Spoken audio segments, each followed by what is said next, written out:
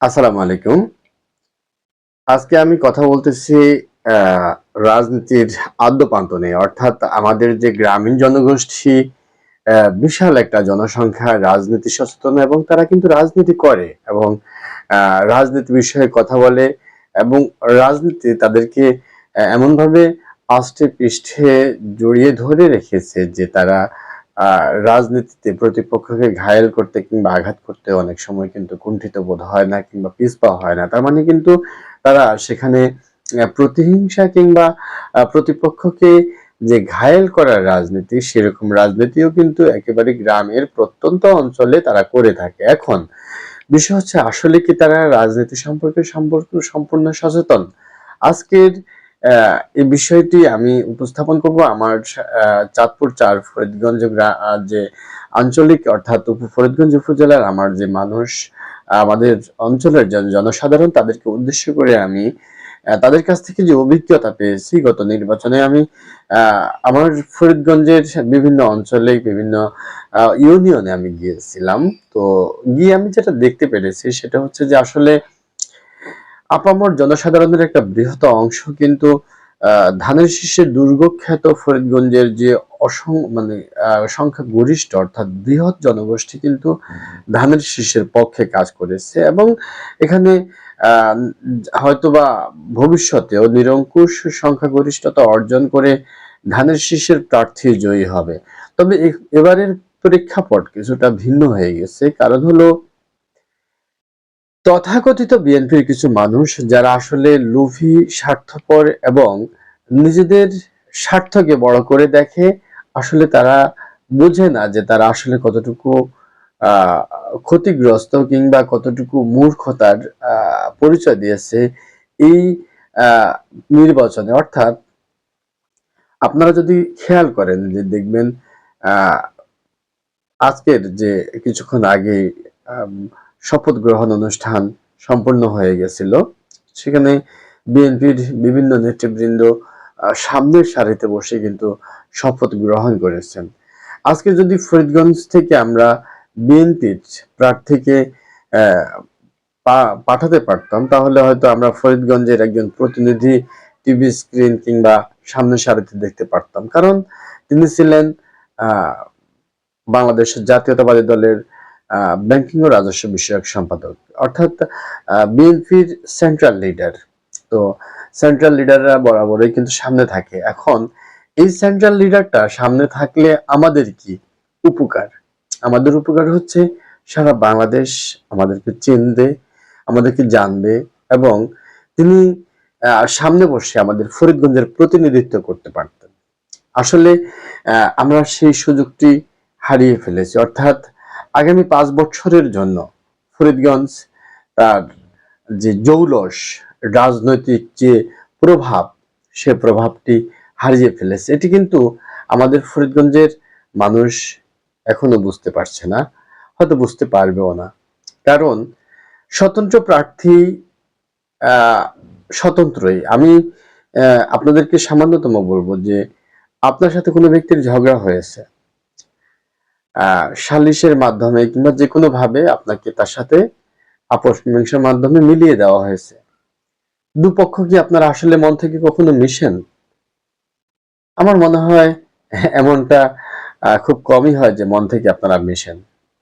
তো সেক্ষেত্রে বাংলাদেশ জাতীয়তাবাদী দলের প্রতিষ্ঠাতা আমাদের শহীদ প্রেসিডেন্ট জিয়াউর রহমান এবং আহ, আমাদের মরহুমা প্রিয় নেত্রী, আপসহীন নেত্রী বেগম খালেদা জিয়া, আহ, তাদের যে এই দেশের প্রতি যে তেগ এবং আহ, দেশের প্রতি তাদের যে তেগ এবং এই যে আহ, দলের প্রতি তাদের যে নিবেদিত আহ, মানে ইচ্ছা কিংবা তাদের যে আহ, আত্মত্যাগ, সে আত্মত্যাগটাকে আহ, যারা ভুলে গিয়ে কিংবা তাদের সাথে এক প্রকার আমি বলবো যে বেইমানি করে স্বতন্ত্র প্রার্থী হয়ে নির্বাচিত হয়ে গেছেন, তাদের সাথে কিন্তু দলের একটা সংঘর্ষ তারা আজীবনের জন্য কিন্তু জুড়িয়ে নিয়েছেন।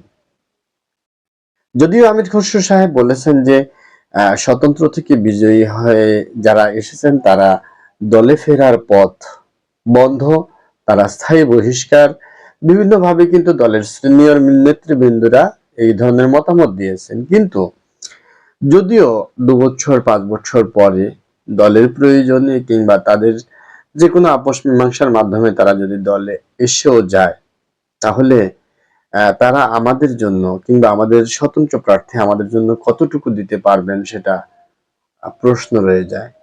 আর যদি আমরা ঠিকই ধানের শীষের প্রতীকের প্রার্থীকে বিজয়ী করে সংসদে পাঠাতে পারতাম, হয়তো আমাদের প্রবীণ নেতা, আমাদের এই যে লায়ন হারুন রশিদ সাহেব, বাংলাদেশ জাতীয়তাবাদী দল বিএনপির ব্যাংকিং ও রাজস্ব বিষয়ক সম্পাদক, তিনি হয়তো কোনো মন্ত্রণালয়ের প্রতিমন্ত্রী মন্ত্রীর দায়িত্ব পেয়ে যেতে পারতেন। যেহেতু আমরা কিন্তু সেরকম একটা ইঙ্গিত পেয়েছিলাম যে সর্বশেষ জনসভায় যুগ্ম মহাসচিব সাহেব অর্থাৎ আমাদের হাবিবুর নবী খান সোহেল ভাই কিন্তু বলেছিলেন যে আপনারা আপনাদের কাজ করুন, অর্থাৎ আপনারা তাকে বিজয়ী করে সংসদে পাঠান, তাকে কি করবে আপনাদের জন্য সেটা তারেক রহমান সাহেব দেখবে। এটা কিন্তু একটা ইঙ্গিত তিনি দিয়ে এসেছিলেন, আলোচনায় ছিল বিষয়টি। এবং আমরা কিন্তু শুধু এমপি হারাইনি, আমরা একজন মন্ত্রীও হারিয়েছি।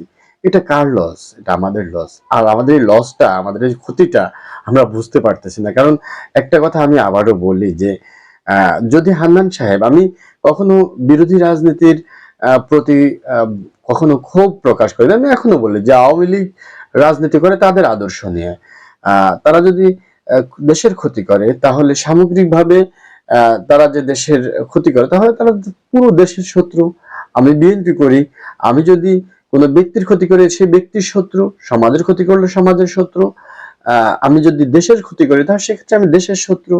কিন্তু আঞ্চলিক রাজনীতি সম্পূর্ণ ভিন্ন এবং আদর্শিক রাজনীতিতে আমি বিএনপির রাজনীতি করি, সুতরাং আমি ব্যক্তি যদি খারাপ কিছু করি তাহলে সম্পূর্ণ দায়ভার বিএনপি যেমন নেবে না কিংবা এড়িয়েও যেতে পারবে না, তেমনি এই স্বতন্ত্র প্রার্থী আসলে তার অভিভাবক কে? তিনি তো আমাদের অভিভাবক হয়েছেন, তার অভিভাবক কে? এটার প্রশ্নের উত্তরটি শুধু এতটুকুই বলতে পারে, তার অভিভাবক হচ্ছে লস। কারণ তারেক রহমান সাহেব যদি দলীয়ভাবে তাকে সাপোর্ট না করেন তাহলে তিনি কিন্তু আমাদেরকে সাপোর্ট করতে পারবেন না। আর আমাদের আরেকটি অজ্ঞতার পরিচয় আমি দেখেছি এবার নির্বাচনে অনেকে, অর্থাৎ যারা হান্নান সাহেবকে নিয়ে সাপোর্ট করেছেন, আমি বিতর্কে যাচ্ছি না, যারা আওয়ামী ঘেঁষা যে একটি অংশ তাকে ভোট দিয়েছেন বা তাকে পাশ করানোর জন্য কাজ করছেন, আমি সেদিকে যাচ্ছি না। আমি শুধু বলবো যে তাকে যারা সাপোর্ট করেছেন তারা বলেছেন তিনি ফরিদগঞ্জে রাস্তাঘাট করেছেন। ভাই, রাস্তাঘাট করা তো একটা বিজনেস, এটা কন্ট্রাক্টরে। কেউ তো তার টাকা দিয়ে, নিজের পকেটের টাকা দিয়ে আপনাকে রাস্তাঘাট করে দেয়নি। এটা হচ্ছে সে এলজিইডি থেকে যখন দরপত্র ছাড়ছে সেটা তিনি গ্রহণ করেছেন এবং সেখানে তিনি টেন্ডার দিয়েছেন, টেন্ডার দিয়ে তিনি সেই রাস্তার কাজ পেয়েছেন, সেই রাস্তাটা তিনি করে দিয়েছেন, রাস্তার বিল করেছেন, সেখানে তিনি প্রফিট পেয়েছেন, এই তো। এবং এর বাইরে তো কিছু না।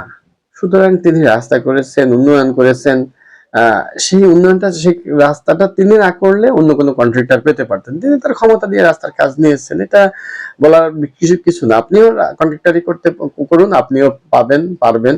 যদি আপনার সেই ক্ষমতা থাকে তাহলে অন্য 10 জনকে ছাপিয়ে আপনি কাজ পেয়ে যাবেন। এগুলোই হচ্ছে সিস্টেম। তো আমি শুধু আহ দুঃখ করি, মানে কষ্ট পাই। আজকে যখন শপথ গ্রহণ অনুষ্ঠানটি দেখতেছিলাম তখন কিন্তু ভাবছিলাম যে আমার আহ উপজেলার এমপি কে আমি দেখতে পাচ্ছি না স্ক্রিনে। এটা আমাদের জন্য সত্যি লসের, এটা ফরিদগঞ্জবাসীর জন্য লসের। এবং এটা আমাদের, আসলে রাজনীতি হচ্ছে এমন যে আমি যখন ছাত্র রাজনীতি শুরু করি তখন কিন্তু আমাকে নয়াপল্টন কিংবা বিভিন্ন জায়গায় আমাদের একজন ভাই ছিলেন, অর্থাৎ গ্রুপিং হয়, তিনি হচ্ছেন বরিশাল গ্রুপের নুরে আলম বিপ্লব ভাই, আমরা বিপ্লব ভাই বলে ডাকতাম, আমাদের সাংগঠনিক সম্পাদক ছিলেন উনি। তো আমি আক্তার হোসেন মামুন ভাইয়ের সাথে সবসময় থাকতাম আর কি। তো তিনি বলতেন শুধু মামুন ভাইয়ের পেছনে পড়ে থাকলে হবে, সংগঠন করা যাবে, সংগঠন করার জন্য সবাইকে সমানভাবে দেখতে হবে। তুমি আমাকে, উনি যেহেতু আমার সিনিয়র, তো আমাকে বলছে তোমার এই যে এতদিন রাজনীতি করার কোনো পোস্ট পদবি আছে? তা আমি উত্তর দিয়েছিলাম যে ভাই, পোস্ট পদবি একজনকে দিয়ে রাখছি, সেটা হচ্ছে যদি মামুন ভাই ভালো পোস্ট পদবিতে আসে সেটাই আমার পোস্ট পদবি, এমনটাই উত্তর দিয়েছিলাম। তো আসলে আহ এই জিনিসটা আমরা বুঝি না অনেকেই, যে রাজনীতি কিভাবে হয়, যে পোস্ট পদবি অনেক বড় জিনিস রাজনীতিতে। আমাদের সেন্ট্রাল লিডার আমরা পেয়েছিলাম, বাংলাদেশ জাতীয়তাবাদী দলের সেন্ট্রাল কেন্দ্রীয় ব্যাংকিং ও রাজস্ব বিষয়ক সম্পাদক আমাদের ফরিদগঞ্জে এমপি প্রার্থী হিসেবে ধানের শীষে মনোনীত, কিন্তু আমরা বুঝিনি। সেজন্য যদি বুঝতাম তাহলে আমরা হয়তো শতভাগ মানুষ ওনাকে ভোট দিয়ে আমাদের জন্য প্রতিনিধি নির্বাচন করে আজকে সংসদে আমাদের প্রতিনিধিত্ব করার জন্য আমরা পাঠাতাম। তো আমাদের আসলে আমরা সাময়িক সামান্য কিছু টাকার জন্য, যে চীনের উদ্যোক্তা জ্যাকমা, আলিবাবা প্রতিষ্ঠাতা, তিনি বলেছিলেন যে মানুষের মধ্যে বেশিরভাগ সংখ্যকই বাদর। বানর এই কারণে বলছিলেন যে বানর বাদুর যাই বলেন, যদি বানরের সামনে টাকা দেওয়া হয় এবং কলা দেওয়া হয়, সে কিন্তু টাকার বান্ডেল না নিয়ে কলা নেবেন, কারণ কলা ইনস্ট্যান্ট খেতে পারবেন। আর টাকা দিয়ে কলা কিনতে হবে, সেজন্য সে টাকা নেবে না।